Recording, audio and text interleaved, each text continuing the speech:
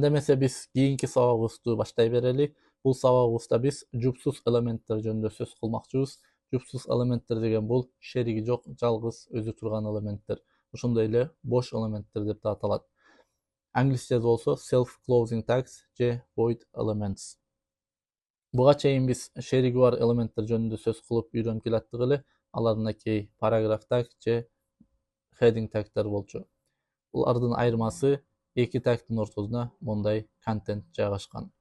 Ал эми бүгүн биринчи сөз кыла турган жалгыз элементибиз бул horizontal rule элементи.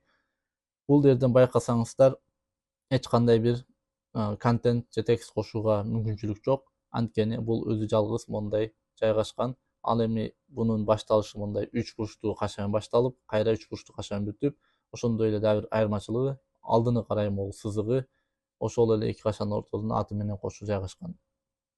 Мындай карасак, бул шериги бар элементтин жабуучу тагына дагы окшоп кетет. Бирок экөөнүн айырмасын байкасак, бул алдыны карай сызыгы атынан биринчи жайгашып, биринчи ачылган 3 бурчтуу кашадан кийин эле келип. Эми бул HR тагты дагы өзүбүздүн HTML файлга кошуп көрсөк кандай жыйынтык берет экенин да текшерип көрөлү. Мынакей бул жерде бизде эки параграф таг бар эле. Ошонун ортосуна бул HR тагты кошуп, ушул биринчи параграф менен экинчи параграфтын контенти же мааниси бири-бирине тиешеси жок деген бир жыйынтыкты чыгаргыбыз келип турат. Азыр буну вебсайттан текшерсек, мондай болгон жыйынтык берет экен. Биринчи параграфтын текст менен экинчи параграфтын текстинин ортосуна мондай болгон горизонталдуу сызыкча пайда кылды. Эми HR tag өзү эле жалгыз туручу элементтерди камтыбайт. Мындан сырткары break элемент деген көп колдонулчу дагы бир элемент бар. Анын көрүнүшү болсо мындай. BR деген ат менен 3 бурчтуу каша менен башталып, кайра 3 бурчтуу каша менен бүтүп, алдыны карай сызыгы менен чогуу жайгашкан. Бунун дагы эч кандай жабуучу жана ачуучу таги жок, өзү жалгыз элемент. BRдын кандай бизге пайдасы же бир кереги тиет? Кээде бизде бир тексттер болуп калат, алар ар бири өзүнчө бир линияда жайгашса, туура маани берип же мондай болгон поэзия ырлар дагы кандайдыр мааниден кийинки линияга жайгашыш керек болот. Бирок бул нерсени азыр ушул p tagдын ичине эле жайгаштырып койсок, браузерден чыгарганда бизге мондай болгон узун эле бир текстти чыгарып берип коет. Бул эч кандай бир маанисин бузбаса дагы, кандайдыр бир деңгээлде маанисин жоготуп же окуганга дагы ыңгайсыз болуп, биз ойлогондой бир жыйынтык чыгарып бербейт. Ал эми биз качан ошол тексттердин сынган жеринен биз жаңы эле үйрөнгөн бул BR tagты кошсок, аны кошкондон кийинки бул жыйынтык. Мынакей ушул 4 линияны ар бир линиянын артына BR tagты кошкондун себеби менен мондай болгон биз ойлогондой көрүнүштөгү текстти чыгарып берди. Бул болсо биздин сүйүктүү акындарыбыздын бири Алыкул Осмоновго тиешелүү Ысык көл жөнүндөгү ыр. Ысык көл кээде тынчта, кээде толкун, толкусула толкунуна тең ортокмун. Турмушта канча жолдош күтсөм дагы, бир сырлуу сендей болгон жолдош күткөн жокмун дейт. Эми бул BRды ушул Алыкул Осмоновдун ырына англисче Википедиядан дагы карап көрөлү. Бул жакта мынакей Алыкул Осмонов жөнүндө Википедияда маалымат бар экен. Ушул жерде мынакей Ысык көл жөнүндө ырын англисче которуп жайгаштырышкан экен. Ушул жерди мына текшерип көрсөк, BR колдонулган болушу ыктымал. Мынакей p tag, анын ичинде мынакей Ысык көл деген темасы турат. Андан кийин мына карасак, ошол Ысык көлдөн кийин бир кийинки башка линия, эки линия калтырыш үчүн BR колдонуптур. Мынакей Ысык көл, Кыргызстан, Wave Lake деп туруп, дагы бир BR кошуп, улам кийинки линияга түшүп кетип атат. Мынакей реалдуу вебсайтта колдонулган мисалы ушул болуп берет. Ал эми биз кийинки элементтер жөнүндө сөз кыла турган болсок, бул жерде input жана image элементтер. Булар дагы мынакей өзү жалгыз турган элементтер, бирок бул элементтер аябай көп иш аткаргандыктан жана көп колдонулгандыктан кийинки башка сабактарыбызда ар бири өзүнчө сабак болмокчу. Эми бүгүнкү өткөн тагтарды колдонуп практика кылган аракет кылалы. Ошондой эле мурдагы өткөн тагтардагы колдонгону аракет кылып көрөбүз. Мынакей бул жакта мурдагыдай дагы бир папка түзүп, анын ичине жаңы HTML файл түздүм. Анын ичинде мынакей биздин сүйүктүү Алыкул Осмонов жөнүндө маалымат кылмакчыбыз. Мынакей биринчи Алыкул Осмонов жөнүндө, андан кийин анын төрөлгөн адреси, айылы, андан кийин 3 параграф ал жөнүндө маалымат бар.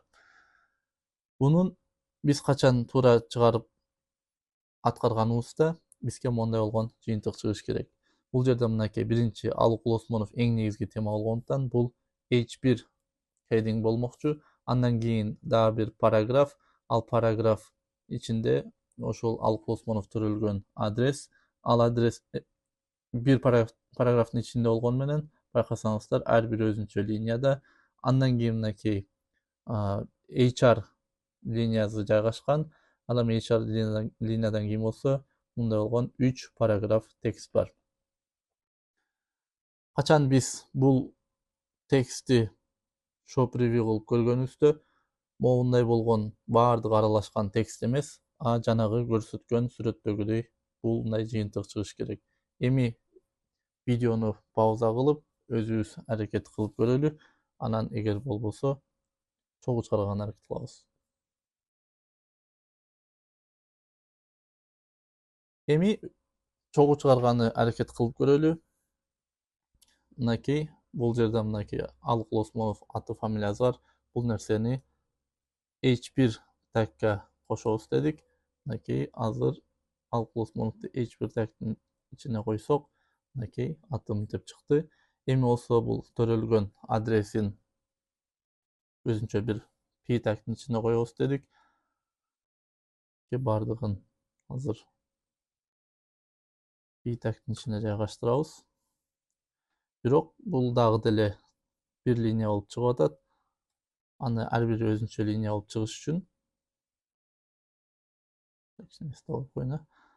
баягы биз үйрөнгөн br тагды коебуз. Ар биринин артына бул br тагды коюп чыксак,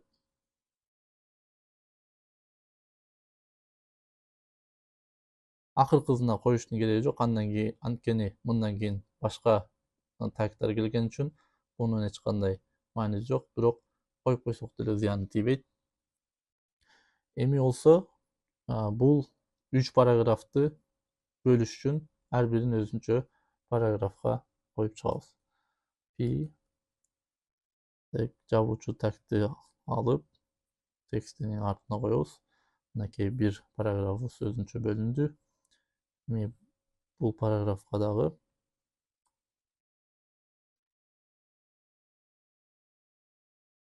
тагды беребиз.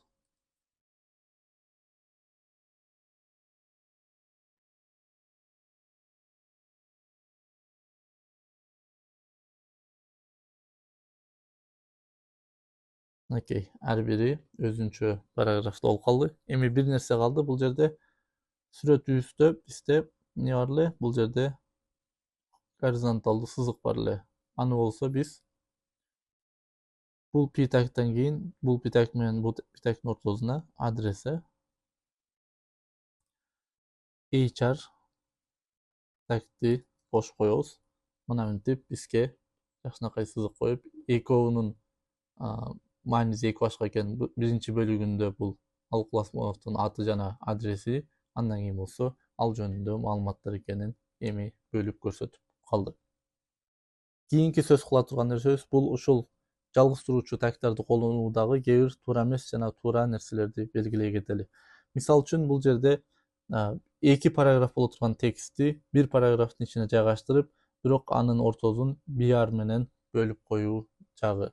Бул нерсе бир аз туура эмес болуп эсептелет. Анткени биз мурдагы сабактарда да белгилеп кеткендей, веб-сайттарды көзү көрбөгөн көз азиздер дагы колдонушат. Аларга компьютер окуп бергенде бул нерсени бир параграф кылып окуп коет. Анын ордуна биз 2 параграф боло турган нерсени 2 параграфтын ичине жайгаштырсак, бул алар үчүн жеңилдик жана туура болуп эсептелет. Ошондой эле horizontal rule же бул HR'ды колдонуп атканда же BR'ды колдонуп атканда мондай дагы колдонулгандарын байкап калсаңыздар болот. Анткени бул жерден мынакей алды карай сызыгы жок. Бул деле бир туура болуп эсептелет, эч кандай проблема жок, иштей берет. Анткени акыркы версиядагы HTML ушул сызыгы жок болсо деле буну кабыл ала берет.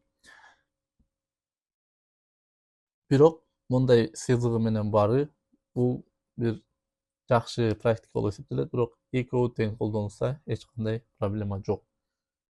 Ушу менен биз өзү жалыктыруучу же жупсуз элементтер жөнүндө сабагыбыздын аягына чыктык. Кийинки сабактардан көрүшкөнчө сак саламатта калыңыздар.